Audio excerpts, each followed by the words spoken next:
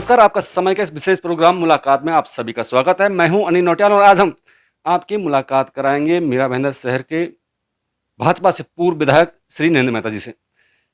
मेहता जी ने कुछ दिनों पहले एक वीडियो सोशल मीडिया पे डाला है और हम भी आपसे अपील करेंगे कि आपसे जो भी नंबर डिस्प्ले किए हैं, आप उन पे ज़रूर मिस कॉल करें, आप उन पे अपनी राय ज़रूर दें, क्योंकि मेहता जी का शहरवासियों से अपील ये है कि क्या मुझे वापस राजनीति में आना चाहिए। आशीर्वाद एक मिस कॉल करके इस नंबर के ऊपर एक मिस कॉल करें और मुझे अपना निर्णय बताएं, अपनी इच्छा बताएं कि मुझे क्या करना चाहिए, क्या नहीं करना चाहिए। और आपको विश्वास दिलाता हूं, जो आपका निर्णय वही मेरा निर्णय होगा।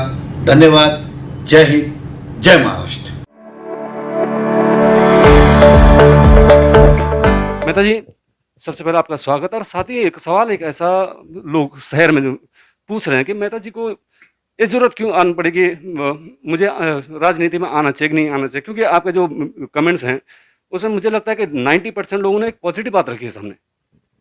नहीं, नहीं, मैं इसलिए लोगों में जाना चाहता हूँ क्योंकि अल्टीमेटली मैं एक मुकाम पे राजनीति में इस शहर में था और वहाँ तक पहुँचाने वाले लोग ही थे। आज अगर पराभव हुआ है तो वो भी लोगों का ही निर्णय था और आज भी अगर मुझे वापस से सक्रिय होना है तो किन के लिए होना है, तो वो इस शहर की आम जनता के लिए। इसलिए मैं उनके दिल की बात जानना चाहता हूँ सबसे पहले कि वो क्या चाहते हैं और वो क्या सोचते हैं। मैं क्या सोचता हूँ इसका कोई महत्व नहीं है राजनीति के अंदर, तुम क्या सोचते हो एग्ज़ाम्पल।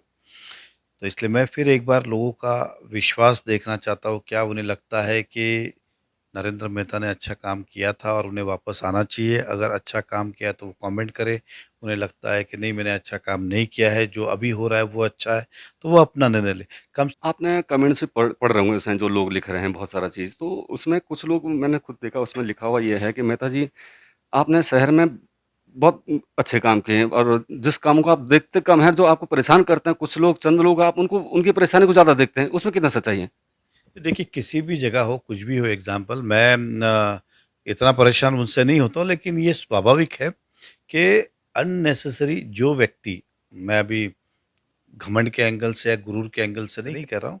यार वो व्यक्ति जो है, मुझे अगर मिलना भी चाहे तो उसको 10 बार सोचना पड़ता है ऐसे, और वो घर पे बैठ के कमेंट करता है। मतलब मैं उदाहरण देता हूँ कि ठेले वाला भी जो है मोदी जी के बारे में लिख देता है। अब देश की राजनीति, अब वो मोदी जी ज़्यादा समझते हैं कि ये ज़्यादा समझते हैं, मैं उसका पूरा आदर करता हूँ। देखिए इस शहर में लोकशाही है, हर आदमी का उतना ही महत्व है। लेकिन वो जब करते हैं तो उनको 500 चीज़ सोचनी होती है। हम जब कोई काम करते हैं उसको 500 एंगल से देखा जाता है। नेगेटिविटी पढ़ने में, नेगेटिविटी करने में सबको ज़्यादा मज़ा आता है, पॉजिटिविटी में नहीं आता है। एग्ज़ाम्पल, किसी रिक्शे वाले से मेरा मेल मिलाप, गले मिलाप हो जाए तो उसका इम्पोर्टेंस नहीं, लेकिन रिक्शे वाले से झगड़ा हो जाए तो उसको सुनने में सबको इंटरेस्ट है। 35 से 40,000 का रिएक्शन तकरीबन आ चुका है। कुछ लोगों ने लाइक किया है, कुछ लोगों ने कमेंट्स किया है, कुछ लोगों ने शेयर किया है, कई बड़े पैमाने में शेयर हुए हैं। तो ये डेटा आप कब लोगों के सामने लेके आएँगे, या फिर आप पार्टी हाईकमान के पास लेके आ जाएँगे, यार कहाँ गए भई आप मेहता जी, अब वापस आ गए? देखिए, कोई पार्टी ने मुझे नहीं कहा कि आप इस्तीफ़ा दे दो या राजनीति में सक्रिय मत रहो या सक्रिय हो जाओ, वो मेरा निर्णय था। और पार्टी ने हमेशा मुझ पे प्रेम किया है, स्नेह किया है, कभी पार्टी, ये जो विषय मैंने कहा कि ये जनता से मैं अपने लिए ये अपील कर रहा हूँ कि मुझे क्या करना चाहिए और क्या नहीं करना चाहिए।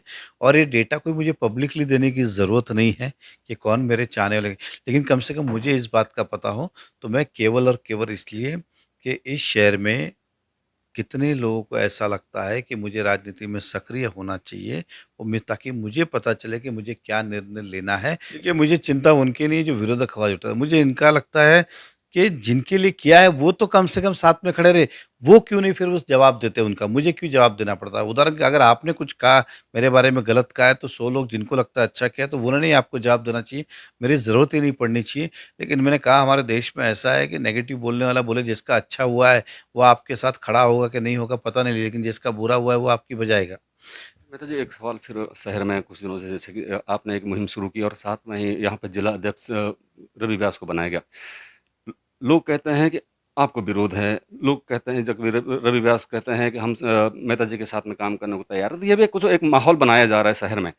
सच्चाई में आप क्या है, क्या सच में जो लोग कह रहे हैं वो सच्चाई है, या मेहता जी क्या बोलना चाहेंगे पूरे विषय पे? देखिए ऐसा है कि विषय केवल मेरा होता तो कोई भी बने क्या फ़र्क गिरता है। विषय ये है कि पूरे मीरा भाईंदर की पार्टी मतलब अकेला मैं नहीं होता हूँ या अकेला कौन नहीं। मीरा भाईंदर के 90% से मतलब 95% लोग ये चाहते हैं कि ये जो निर्णय हुआ है ये किसी को भी विश्वास में लेके नहीं हुआ है और ये पार्टी हित का नहीं है, ऐसा उनका मानना है। किसी को भी बनाना है तो एक प्रक्रिया है पार्टी की, सभी को विश्वास में लेके करना चाहिए। इस तरह से अगर कोई बैकडोर एंट्री करता है और ये इस तरह से फूट गिरती है तो ये पार्टी के हित के लिए अच्छा नहीं है। रवि ने बेशक मुझे कहा कि मैं आपके नेतृत्व में काम करने को तैयार हूँ, तो बात मेरी नहीं है, बात मेरी नहीं, मेरे नेतृत्व में काम मुझे क्या तकलीफ है एग्जाम्पल। लेकिन बात चल रही है कि इस पार्टी के अंदर अकेला नरेंद्र मेहता नहीं है, बहुत सारे कार्यकर्ता है, बहुत सारे नगर सेवक है, हमारे मेयर मैडम है, पदाधिकारी है। किसी एक को भी इस बारे में कुछ पता नहीं, विश्वास में नहीं, इसलिए सभी ने उसका विरोध जताया है। अब मैं देख रहा 2 दिन से किसी ने कहा कि जानबूझ के मेहता आपको एनसीपी ज्वाइन करना है इसलिए पार्टी में फूट डाल रहे हैं। किसी ने कहा कि मेट्रो तो मेहता का लेना देना नहीं, जबकि देवेंद्र फडणवीस जी ने एक बार ने इस शहर में 2-3 बार ठोक-ठोक के कहा है कि नरेंद्र मेहता की वजह से मेट्रो आई। लोकल एमएलए में मेट्रो मंजूर करने वाले देवेंद्र फडणवीस, बीच में तो कोई आदमी नहीं है। देने वाला कह रहा है कि उसने दिया, लाने वाला कह रहा है कि मैंने लाया, फिर भी लोग बीच-बीच में घुस के लोगों को गलतफ़हमियाँ। यही वो लोग थे, जब चुनाव के बाद बैरिकेड हटाया जाए तो बोलता था कि हमको बेवकूफ़ बनाया। कितने लोग हम मेरे बारे में बोल रहे थे मेट्रो कुछ नहीं आ रही है, नरेंद्र मेहता बेवकूफ़ बना रहा है। यही बातें कर रहे थे ये लोग विरोधक। आज जब आ गई तो बोलता है मेरा रोल नहीं। तो यार मुझे तो समझ में नहीं आता है कि ये जनता को किस तरह से ये लोग गुमराह करने की कोशिश करते हैं। ये कौन-सा न्याय है यार? अब यहाँ पे आप बैठे हो, आपको मुझसे जब तक फ़ायदा हो रहा है या आपको लगता है कि आप मेरे साथ हो, तब तक मैं अच्छा, मेरे जाने के बाद मैं नालायक। मतलब किसको बेवकूफ़ बनाने की कोशिश कर रहे हैं आप? मेहता जी, इसमें दो राय नहीं है कि शहर में जब हम लोग जाते हैं घूमते हैं, मैं आपको शुरुआती दौर में बता रहा था कि शहर में विकास हुआ है, इसमें कोई दो राय नहीं है, अच्छा विकास हुआ और हम लोग चाहते हैं और जनता भी खुद चाहती है। मैं जब शहर में घूमता हूँ तो लोग चाहते हैं कि यार मेहता जी वापस आना चाहिए। कई लोग मुझे बोलना है विकास कोई ऐसे मतलब मेरे चाहने से विकास होता है क्या? मैं चाहूंगा बदल जाए, उसके पीछे एफर्ट लगता है, मेहनत लगता है। किस तरह से रात रात भर लेट नाइट तक मिनिस्टर के घर के बाहर खड़े रह के उनसे मिलना, सुबह जल्दी उठ के जाना, मंत्रालय में जाना, काम करना। इसी तरह से क्या मेरे फोन करने से हो गया कि भाई ये रोड बना देना, ये मेट्रो भाईंदर भेज देना, इस तरह से हो गया? इसके लिए कितने एफर्ट डाले, एफर्ट डालने के बाद उसमें एक काम के लिए 25 डिपार्टमेंट होते। पैसा देने वाला अलग डिपार्टमेंट होता है, सैंक्शन करने वाला अलग डिपार्टमेंट होता है, काम करने वाला अलग डिपार्टमेंट होता है। ये सभी डिपार्टमेंट फाइल जब घूमती है तो 5 साल में यही काम किया, दिन रात मेहनत करके ये हमें मिला है। कोई इसी तरह से नहीं मिला, तहसील ऑफिस को इसी तरह से नहीं मिला है। आपको बता दूं, छोटे शहर में ये पॉपुलेशन कम है इसलिए तहसील ऑफिस नहीं होता, लेकिन हमने कहा ऐसे महाराष्ट्र में इस तरह के तहसील ऑफिस पूरे महाराष्ट्र में 2 ही है, एक हवेली में है और एक नागरा हवेली, एक इधर है दादरा हवेली और एक इधर। के इतने छोटे शहर में नहीं होता, इसलिए अतिरिक्त तहसीलदार अपॉइंट करके तहसीलदार का दर्जा दिया गया। तहसीलदार कहाँ होता है? जहाँ तालुका होता है। मेरा भाईंदर में कोई तालुका नहीं है, कोई ग्राम पंचायत नहीं है, कोई गांव खेड़ा नहीं है, इसलिए तहसीलदार आता ही नहीं है। लेकिन ये मैं हूं कि उसको कायदे में बिठा के तहसीलदार कैसे आ सकता है बोला है। तहसीलदार लाना बड़ी बात से ज्यादा ये है कि तहसीलदार कैसे आ सकता है। इसलिए देवेंद्र फडणवीस जी, चंद्रकांत दादा उस समय मिनिस्टर थे, उनको कह के कि साहब इसके अंदर आप तहसीलदार नहीं दे सकते, अतिरिक्त तहसीलदार दीजिए और तहसीलदार का दर्जा दीजिए, क्योंकि शहर में तहसीलदार के काम ज्यादातर गाँव खेड़े के ज्यादा होते हैं। तो इस तरह से ये किया गया। ऐसे कई सारे काम है जो पहले हम हॉस्पिटल को बोलते हैं नियम में नहीं बैठता, नियम में नहीं बैठता है। ये सुधीर भाव को यहाँ रखे, ये उन्हीं के शब्द थे, रघुकुल रीत सदा चली आए, प्राण जाए पर वचन ना जाए, जो हमने कहा है वो करेंगे। इस भाषण में उन्होंने कहा और हॉस्पिटल को गोद लिया। हमने बहुत कुछ दिया है, जहाँ हाथ जोड़ने थे मैंने हाथ जोड़े, जहाँ टांग अड़ानी थी वहाँ टांग अड़ाई, जहाँ दम देना था वहाँ दम दिया, जहाँ कायदा अपना था वहाँ कायदा, और काम करके इस शहर के अंदर लेके आए। जो जिस तरह से काम हो सकता था उस तरह से इस शहर के लिए काम किया हमने।